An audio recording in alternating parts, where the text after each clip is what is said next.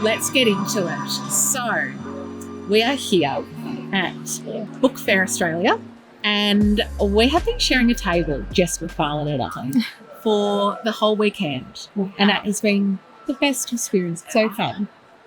So I need to do this all the time. Yeah, literally. Yeah. We've seen it like come in pairs. Like, yes. one item. We're married. Apparently, that's the tea. That's the rain out there. But Jess always has wonderful things to say. A wealth of knowledge in this indie space, because she is a successful indie author who has sold out today as of when we're recording this. Amazing. Thank you. So, with all your knowledge that you have gleaned over the last, I guess, year of having Woman of Wolves out, how many days is the anniversary away for Woman of Wolves? 3 days. 3 days? Yeah. And then you would have had Woman of Wolves out for an entire year. Yeah. And now, on 7th of May, 2026, we have the last book in the quadrilogy out. Yeah. Quadrilogy. That's got to be a word that's been made up. My God. Something quad. The quad. So, I just said, from Woman of Wolves to King of Stags, and the 4 books that have gone by in about a year. Tell us about that journey and how you have grown. It's been really eye-opening, in like good and bad ways. I think I've grown in ways of like finding out what means the most to me. So like when you first start, I think like you can get really like trapped in like the noise of, oh, you need to make money from this, you need to market yourself, you need to do this, you need to do that. And it like gets really crazy. Yeah. Because you feel so pressured to do so, and then you easily get burnt out and you fall for the trap of like, you know, imposter syndrome and stuff. That's it. And I think like within this year, I've sort of realized doesn't really matter. Like I'm not doing it for that. So I'm just sort of out here vibing. I'm having a good time. The vibes are strong though, because sales have been made, and of course it's not about that. It's not about the sales, but it does feel validating. Yes. Yeah. I think because like with sales, you do know that you've made some form of like impression and some form of connection, because someone's looked at your book and gone, I really want to read this. But I think it's those connections that are more like organic connections that you get from just people messaging you, where you haven't actually like sold it to them, but they've done it themselves, and they message you and say like, I love this so much. The amount of people that I have that like they've messaged me and I've been like, I want to give you everything. So I like made them become like beta readers. I made them. I'm like forcing. No, but they're like, oh please, give it to me. Yeah. Give it to me. I want it. They're like Harvey, who is my beta reader. She literally just messaged me. She was from TikTok, and she just like messaged me and she was like, I loved it so much. And I was like, because you're reaching out and because you're being so lovely, I was like, I want to give you give back. Give back and like give this, because that's what it means to me. Like it's that making that connection, and like the fact that my books had such an impact on you is incredible. And it's like, I don't want to sell you anything, I just want to give it to you and like feed you. So she's now a beta reader. She beta read 3 and 4. Wow. Because obviously she got to me when Man and Bez was already out. Yep. And yeah. Wow. And so like I was just like, yeah, you get an early copy because you are amazing. You're amazing, and you are connected to the story and you understand what I'm trying to tell you in my words. Yes. And I'm like, that is something that's really hard to find, so I want to hold on to that. You just can't, like, there's no other experience quite like it. Yeah. When someone has come, especially for you, to reach out and say, hey, I love your work, and I want to read it, and I'm passionate about it, just as passionate as you. Yeah. Because as authors, it can feel like we're in our own head a lot. Like, it's our story, how do we make it, or will it be received positively by other people? And a lot of the time, it's not necessarily our concern if it's received in whatever way. Yeah, it is what it is, and like I've learned that too. Like, you know, it's not for everyone, and if someone doesn't like Myrna or like doesn't like the story, like that's so okay, because like she's very hard to digest in like all her rage and like the way that she grows, and she can be frustrating, but that's the whole point. But it's like, if you're not ready to read something like that, that's so okay. Like, I'm not going to, you know, hold it against you. It's their loss. Because I love Myrna. Yeah. Because she does remind me, not necessarily of myself, but just someone who is authentic. Yeah. Who I want to root for, because it's like, I know that she's flawed. Yeah. But she's got so much strength in her. Yeah. Because she is flawed, and I think we need to listen to those stories and tell those stories more about women who are not the saints. And the perfect people. No, exactly. Yeah. So I love those and that. Yeah.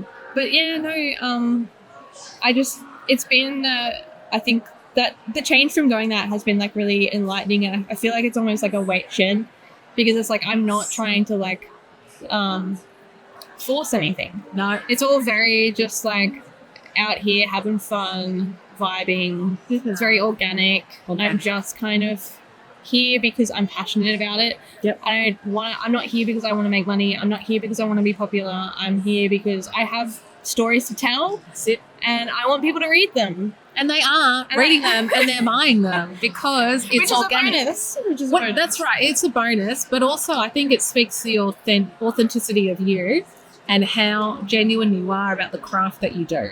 And people want it. Yeah. People want to read that stuff. Yeah, no, absolutely. Like, it's I'm very surprised. You're surprised? I'm not surprised. I'm not surprised because I've seen, this is my own observations of people walking past. They're looking, and then they get to Women of Wolves and they're like, oh, okay, which is exactly how I found you, because I saw the title and I saw the vibe and I was like, I want that. I want the power. I want the feminine rage. I want the feminism in all its glory from that. That is what I was itching to read. Yeah. And I think we need more of that. Yeah, no, thank you for saying that. My honest thoughts, but I know you do so well. Thank you. You believe it. No, I can't. But it's been awesome. It's been awesome. Yeah. And I feel like if we hadn't have sold as much as we did, because you've done so well. Oh, thank you. I'm so happy. Thank you. Oh, so well. Tried. So well. I love it. I love speaking with people and telling them about the book. Because I'm always, yep. Your spiel is perfect. I love it. I'm so like jealous as well, because I'm so awkward in my way. Sorry, everyone. No, that's out. That's out. That's note to self. If you're coming to a book event, you got to bring like 2 water bottles. Yeah. Water's $5. That's all I'm going to say about that. Oh, my God. But, yeah, no, it's been really, really good. So, It has. Yeah. Writing the 4 books. Okay. Because there's 4 books in the series. And it's a lot. It's sizable. It's compared to most people will do a trilogy. But you've done four, not five. Do you feel like this is the right amount to tell the story? Yeah, I definitely do. Because I feel like as soon as I finished it, I knew, like, yeah, that's the end. And because it comes full circle. Yeah. And you'll know what I mean when you read it. Because it ends in a spot almost where it started. Yeah. Okay. And it's as soon as I wrote those last couple of words, I was like, that's it. Like, I'm there. Yeah. And I knew that going into it, because I didn't know exactly how I was going to end it. All I knew is that, it was going to be a happy ending. Like, things were going to work out. Yep. But I didn't know exactly, like, where it was going to end. Yep. And, like, who was going to be in the scene and the ending and everything. But once I got there, I was like, yeah, this is it. And then, I wrote those last couple of words and I went, this is it. And it was I think I went purely based off just like, you just vibes. Yeah. We're just saying vibes. But it's true that you know the characters so intimately. They've been with you all your life. I do remember seeing an Instagram story of you like with tears in your eyes after finishing. Yeah. I also shared one of me like sobbing when I wrote the ending battle. But yeah, no. Yeah. Happy tears. It means a lot to me. It means so much to me. Like, these characters have been with me for such a long time. Yes. And yes. I don't know, I'm very passionate about it. Like, I'm very Yeah. But yeah, I can't really say other than like what I've just said in terms of like, but I thought that I've done the story justice. Yeah. And when I asked Baders, they agreed. So I think I'm on the right track. I think you are. I think I'm, yeah. I think that, yes, there is potential to expand on the universe beyond the 4 books. Yeah. But you have touched on how you are exploring Riagan's point of view. Yeah. Oh, but that's quite spicy, isn't it? No, not all of them. Oh, sorry, not all of them. No, yes. Some of them. Some of the videos, yeah. But no, like I wrote like the pole scene from Woman of Wolves. Oh, yes. Riagan's point of view. Do we have a picture of that? So, menu to show, we do have some artwork, which is Riagan pulling the pole with his neck and back. with his throat. Rip it out. His throat rips out from the his throat. Pole's being ripped out. Oh my God. That does not happen in the book, that his throat gets ripped out. I really hope not. But anyway, Riagan's perspective. Yeah, so how long does that go for? Is that like a couple of chapters? No, just a couple of pages. So it's like yeah. perspectives within scenes. Perspectives within scenes, yeah. So, yeah. Okay, cool. Right, you've learnt a lot about the industry. Yeah, I've learned a lot about just being an indie author and what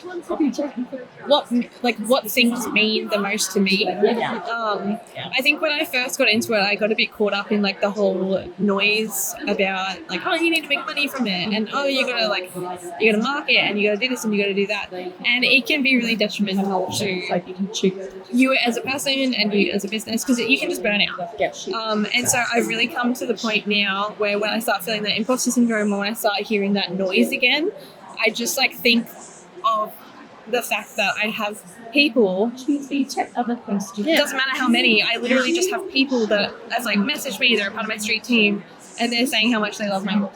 That is insane. Yeah. And like that's the main thing for me. Like, I don't care how much money I make. I don't care how popular I am. The fact that I get to share my stories with people that love them, and they do. Dream come true. Dream come true. I've witnessed it right here, selling out. So this is the indie author life, where these things can happen. Yeah. And they do happen. Yeah. And this is the most important part of doing what we do. Yeah. Here is enjoying it. Yes. Yeah. That is the main thing. It's just amazing, Jess. Because from my perspective on how I'm seeing your growth from Woman of Wolves to the King of Stags, which we say, I mean, hopefully that's okay. Yeah. Because it's out there. Yeah. But I mean, even with the progression of, I'm just going to touch your book, sorry, the progression of the cover, because there was a bit of a, I guess we can talk a little bit about how there was a bit of a change in this, where there was some decisions that had to be made to make the cover to change the cover. Yeah. And because of that, it allowed you to think about, how can I really bring this to life? Yeah. And she did, because if you ever get a chance to see this in the flesh, it's very detailed. We've got the wolf. I'll just explain for people who might not be seeing this in video form. But we've got the beautiful wolf here with a sword underneath. It's very detailed. There's Celtic elements all around it with a blue circle, and it has Woman of Wolves on the cover as well. The title, it's just stunning. I love it to bits. So I'll put that over there. Thank you. But the need in me to like write a 5th book, I think is purely selfish. But self-indulgent indeed. But I definitely could. And if I did, it would be set probably like 10 years later.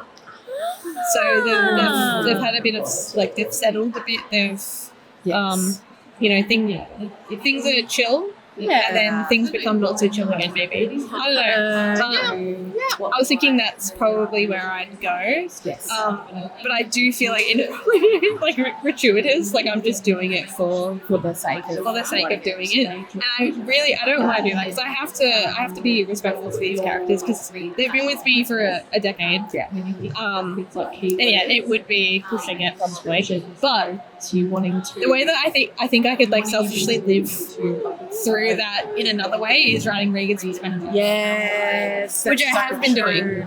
So it's been very fun. I can't wait to read that. I can send you them.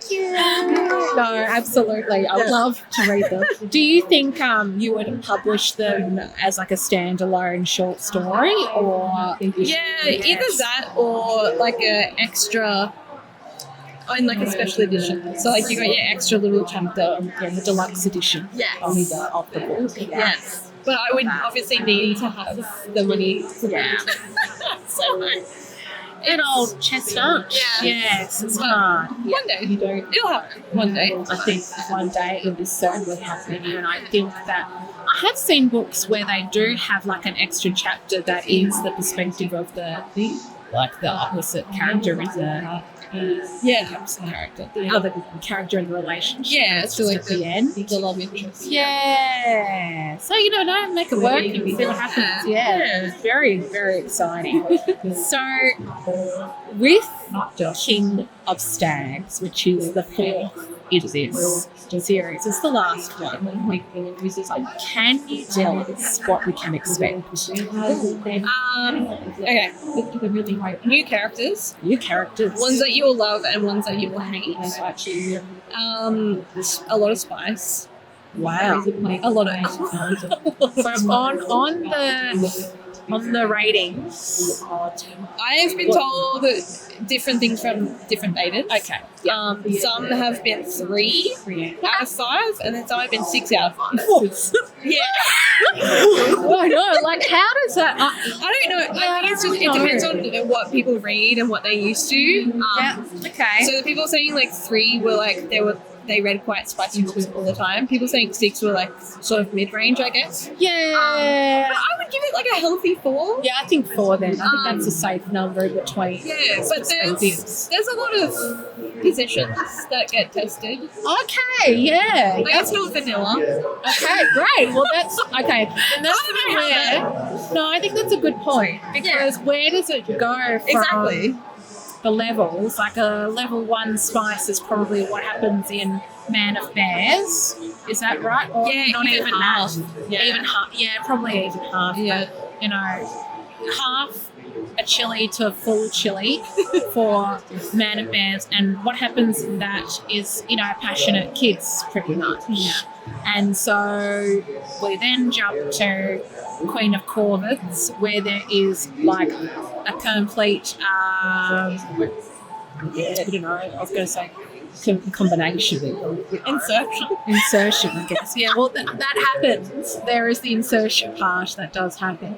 But yeah, we get to the point where full-blown go all the way, I guess, or whatever the outbreak. So then but it's, I guess, on the vanilla side of things. Well, like a typical, I don't know, whatever. It feels right to call it 3. Yeah. 3 chilies.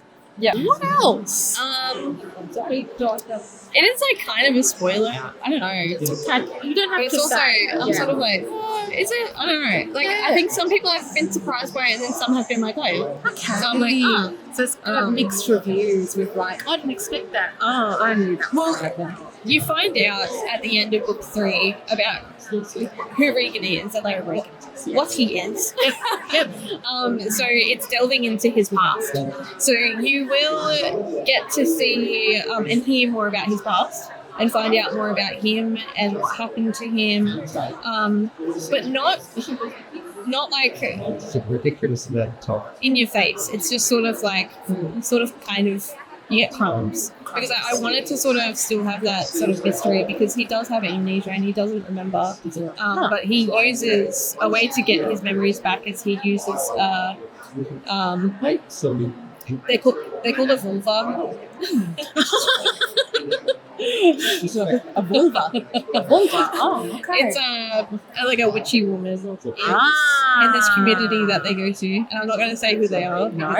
Spoilers. A community. But and she helps him because she gives him like herbs to like into like a trance, and so that's how he remembers. And so he gets to remember his original name. He gets to remember his mum's name. And he gets to remember a few little things about his past and about what happened.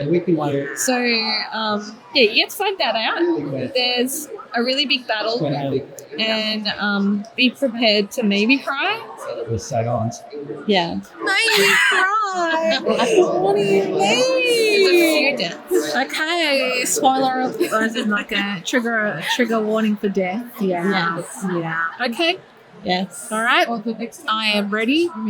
I'll just keep that in mind. You know, we make up for a lot of fun life. Yes. Well, the ending is happy. Yeah. Okay. The ending's happy because that's what I also. How has it felt reading the end? Yeah, I guess because I started it so long ago and it's been with me for such a long time. It was like saying goodbye. I thought it was going to be worse than what it is, if that makes sense, because I thought like as soon as I'd finished it, they'd be like completely like wiped from my brain almost. But like they're still there. They're hanging around. I still think of them a lot. And I think it's really helped like doing like this fun little like Riagan point of views because I'm like I get to like go back. And obviously because I'm still like in the process of getting like King Stacks out, I'm very much in it still. So I think maybe when that's all over, I might feel different. But yeah, it's been bittersweet. Like it's been bittersweet. Yeah. I think that's a good way to put it because you really care about the story. Yeah. And now it's come to its natural conclusion. Wow, it's finally happened. I can't wait to see it and hold it in my hands at the next book event that we're at. Whenever that is. Now, the last question that I've written. I wrote down here the spice. Now, we did talk about the spice before, but my perspective and my question was like, how did you approach it? And you were saying before to someone we were talking about spice, another like a customer, and you just said, I just don't care anymore about like feeling inhibited to write it. Yeah. So that's how you feel now. Yeah, which is great. I guess that's another part of like my growth as a writer in the past 2 years. It's true. Is I don't care anymore. Yeah. I will write what I want to write, and I really don't care what you think. Everyone else does. Yeah, everyone else does. And I think because of the whole patriarchal like system that we live in, for me as a woman to embrace my sexuality and to write about it and to write what I want and to have a female character who takes control and uses her autonomy. She does what she wants. She asks for what she wants. She gets what she wants. She gets what she wants. I find it liberating, and I think every other woman should do it. Regardless of whether you write or not, just embrace your fucking sexuality. Like, just fucking embrace it. I have had a bit of like self-discovery, I guess, because I think I've only like in the past like year or so identified as demi, and I think that's played a big part in me going, you know what, like no, I'm not like playing the game, like I'm just gonna do what I want because I'm in a very loving relationship. And that's helped. Yeah. Yes, it does. Yes, it does. Yeah. And it's made me sort of like embrace that side of me. Yeah. And made me go like, like I don't feel disgusting. I don't feel wrong like I used to. Like these were problems, and this is problems that most women feel in this society. That's so true. Or people, like not even women, like just people, regardless of. Yep. Except for the straight white. Except for straight white men, because that has seemed to be the standard for sexuality is what pleases them. Yes, exactly. Yeah. So I thought, breaking away from that, and it has been, it just feels really good to just like write what I want. And I think it's a big reason why I've now entered the Omegaverse. Oh, yeah. I want to explore that. Well, should we get into that? I mean, it's totally what you would want to say, because I know that this is a new journey. Yeah. And so share what you would like to say about that without giving spoilers for your next project or whatever. Yeah. You're comfortable soon. Well, it sort of attracted me to begin with because, like, obviously, like, with Ali Hazelwood and, like, her bride and mate, I've really, really enjoyed them. I thought they were awesome, and I was like, and I've been, like, I've dabbled in, in fan fiction and stuff. Yes. And just, like, online, and I'm like, it's cool. I like it, and I like the reasoning, I think, behind the reason why. So that's what. But the reason why I like it, I think has a lot to do with, again, agency. Yes. Because when... Yes, so true. So true. So, like, there's this thing that happens with, like, female shifters or werewolves, and they go into heat. And it's like ovulating, but, like 10 times more. And yes. And I think the reason why I like it is because she's literally giving like consent. Yeah. Like she's driving it. Yeah. And I think that's why it attracts me, because I'm like, yeah, that's an interesting thought, because there was part of me thinking with the Omegaverse, like how much of it is like given back to Like the sons. female, I don't know, like where's the control, is the control being stripped away from women in that perspective? But I know that's just my narrow-minded it's not narrow-minded. I think it's a pretty like good assumption because of like the whole like alpha thing. Yes, that's true. That's probably where I get it from. And so like absolutely, you do have those dynamics that can be a bit problematic. I think, look, I'm like very new to this, so like I probably don't have the best seat in this conversation, but stuff, in my like little bit of research and like writing it, obviously I'm never going to write anything nice about, because that's just not what I do as an author. But I have had really like a lot of fun just exploring this character. She's extremely funny. She has ADHD. She is in her 30s, and she goes essentially what happens is there's like her pack is in like the southern part of this country, and his pack is in like the northern, and she is like bonding herself to the alpha in order to make an alliance. Her pack is like assimilated with humans, but they aren't. So the packs have to connect to like form an alliance. Yeah. Okay. Yeah. But the thing is, the bodyguard that comes to pick her up to take her on the road trip, if she refuses to fly on that trip, the bodyguard is actually her nurse. Oh. And she doesn't know because she's grown up like assimilated with humans. She doesn't really know. Like, she knows that she's a werewolf, and she knows that things, but she's not completely connected to that part of her. So she doesn't know, but he does immediately. But he plays it off as like, he's like grumpy. So very grumpy sunshine. Grumpy sunshine. And essentially, he like drives her the 2 weeks that it takes to get up to his alpha. Yes. And it's a very like princess bodyguard kind of okay. And she gets bonded to his alpha, and obviously it's his mate, so he's like can't handle it. Yep. But so it's been really fun. Wow, that adds a lot of, that's another level to it, another layer to it, because what happens when the mate that you're supposed to be with, there's a spanner in the works with that. Yeah. Oh God, Jess, you've already fleshed out all the story. But there's it's been really fun to write, because it's just like it's like a bit of comedy. And I haven't really explored that much. No, well, Melbourne of Rules has been a lot darker. Yes, it is quite dark. Like, there are definitely light moments, and there's like jokes that you kind of laugh at, like when Brenna's like saying his thing, his little thing. He's just being weird. You're like, Brenna's just chilling out for a second and give me some space. He's hilarious. Yes. He is in book 4 especially. He's very, very funny. I love that man. I love him. He is the comedic relief probably in the story. Yeah, absolutely. But I find Myrna to be pretty funny in some ways too. And she's funny in King Stacks as well. Yes, yes. Like, she'll just come out with some stuff, and I'll be like, yeah, that's really exciting. Her playful side comes out. It's very cute. Yeah, the playful side. So we'll be expecting this Stags. Yeah. On 7th of May. Yes. I know. I can't believe it. Should be ready. Should be so ready for this. Are you going to be at any other events this year? Yes.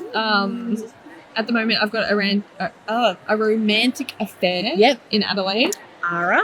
Yes. Yes. I'm really excited for that one. Yes, that's Really the end of May. Yes. One day.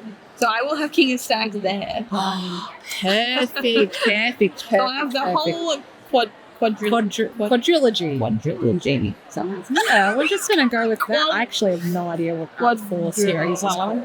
No idea. I don't know either. I can believe it.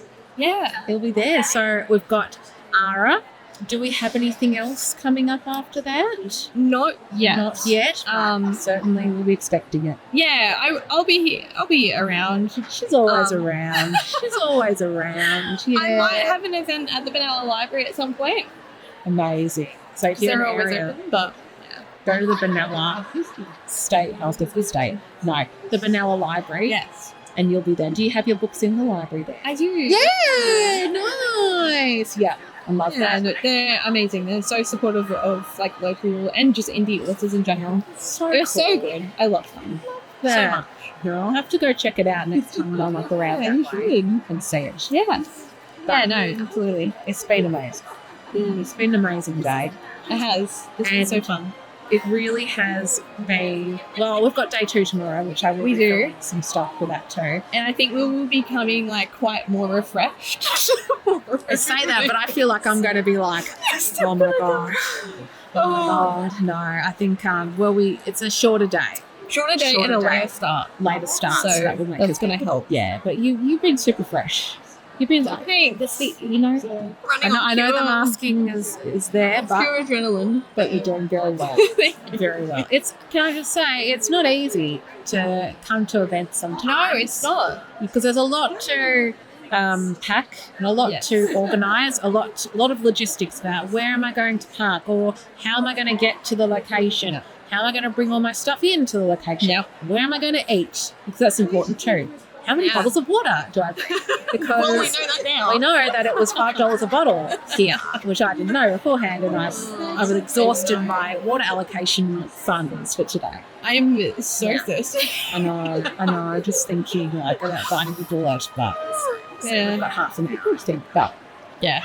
Anyway, thank you, Jess, Thank you. for giving your time Of and course. also your voice to the show. The Indie Author Life Show always appreciates it. I want to see Have a chat. Have a yarn. But yes, Can thank I you. interview you? You should. You know what? You can ask me whatever questions you want. Yes, that'd be good. That's a good idea. Yeah, that'd be fun. Thank you so much for watching the Indie Author Life Show. I hope you've enjoyed this episode. If you want to know more about my own literary journey or the journey of some of our guests that you might have seen on the show, please consider subscribing or following my Substack or my YouTube channel. Finally, if you want to know more about my novel, Still Waters Run Deep, it is available on many distribution websites such as Amazon, Etsy, Baventi, you name it. All that information will be in the show notes if you're interested in learning more about my story to do with elemental magic and coming of age. Take care, everyone, and see you in the next episode.